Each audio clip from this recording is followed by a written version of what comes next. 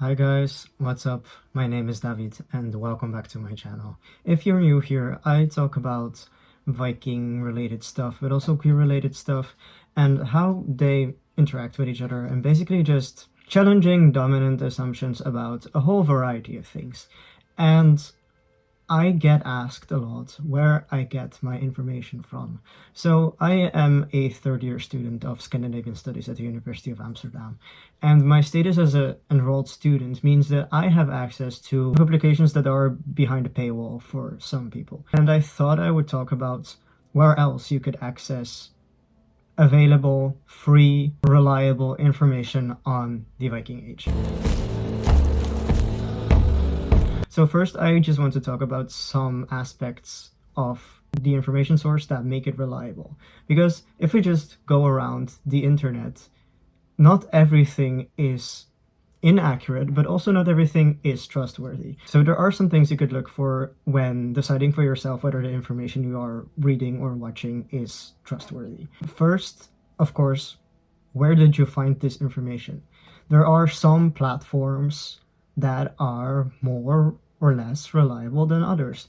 If it's a Facebook post or an X post or posted somewhere on Reddit, it is likely that it contains information that is not fact-checked or just simply made up and untrue.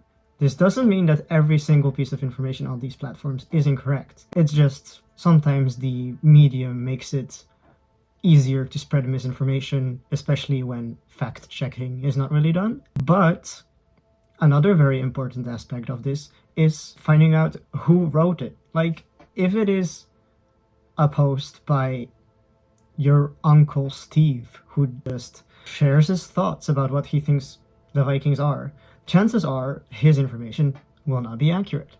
But if it is a post by someone you know is a expert in the field of Viking Age studies, for example, because they hold a doctorate or a teaching position at a university. And the more you can find out about this person, the more you'll know whether the information they provide you is accurate or not. For example, if Neil Price were to write something, I would trust that more than an article by an author that I cannot find anything about. And of course, some people who do not have this academic background yet are not necessarily untrustworthy. Like, I'm not saying you cannot trust me because I don't have a degree yet. I'm just saying that someone like me is probably not able to provide you with the specifics that you only get to understand after years and years of doing research. But basically what I'm saying, if you find anything online and it has an author, like if it's a blog post or on social media or just on the internet, check who wrote it, and if you don't know who this is, look the person up, and then you can decide for yourself whether you trust this information or not. And one very important aspect that is also important when accessing academic materials is look if there are sources cited. Like, if this person makes a statement, do they tell you where they base it on? Or do they just give you the information and hope you believe them? And I'm not saying that you shouldn't believe anything you read, because that is a dangerous way of thinking and very quickly leads into conspiratory thinking. I'm not going to say do your own research and don't trust anything you read, but I will say don't trust anything you read or hear blindly. It's always better to get the same information from different sources to get a more nuanced view of the topic. If you want to know about the Viking Age, read what multiple people think about it and use that to base your own understanding on. Now let's get into the more specific parts. Where can I find this information? Well, there are different types of accessible information online, and probably the most trustworthy is open source academic publications. Sometimes, yes, they are behind the paywall or only accessible through an institution like a university, but sometimes there are like academia.edu where you can find publications that you can read or download for free.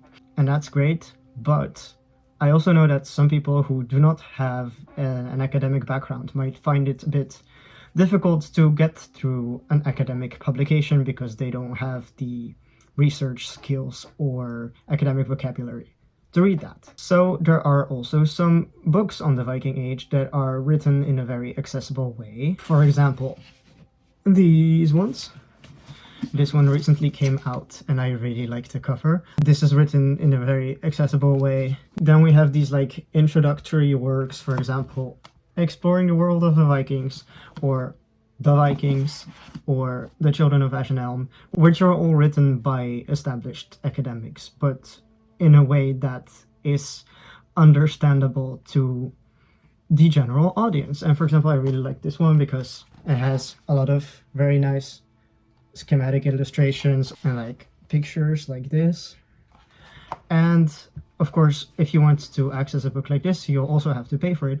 But sometimes books are available for free online, or parts of them are available for free online, or there's reviews of the books available online that can tell you what to expect, so you know that if you decide to buy it, it is not a waste of your money. And then another thing that I find really helpful when trying to look for information is find media outlets related to established organizations. For example, Historiska, the Historical Museum of Sweden in Stockholm, is a state-owned museum, and they have a huge Viking Age exhibition. And this exhibition is also available online, where you can read about the artifacts that they have in a very elaborate context. And they have like so many different themes, so many different artifacts that they can show that actually come from the Viking Age. And yeah, you can read more about literally anything you want to know more about. Then there is, like, for example, if you just like being on social media like Instagram or something like that, then usually these museums or universities also have accounts on these media platforms, and generally when they provide information about their artifacts or their research, it is accurate and it is an easily accessible form of information, and also just understanding of what these institutions are actually doing. And then finally, my favorite thing, which I have been a fan of since I was a young teen, is podcasts. There are so many podcasts that you can listen to that are specifically made to interview experts on the Viking Age in a way that will make what they are doing understandable to a general audience. Now, my favorite podcast is the Nordic Mythology podcast, and they're experts from all around the different aspects of Viking Age studies are invited and asked questions about what they do, or about very specific themes regarding the Viking Age, like gender in the Viking Age, or slavery in the Viking Age, or historical reenactment, or archaeological finds, everything. And another great podcast that I started listening to recently is the Grimfrost podcast, which is by the vocalist of the band Amon Amarth. And he also invites people from the Swedish Viking Age academic sector to talk about their works.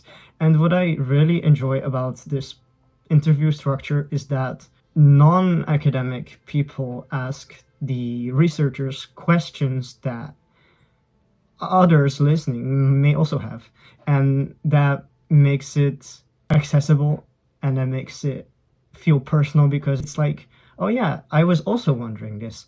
So through that, not only the audience get new information, but also the academics are forced to translate their research into vocabulary that will be understandable for a broader audience. So yeah, that's all I had to say for today. And if you personally know any other great source of reliable and accessible information, please leave it down in the comments below.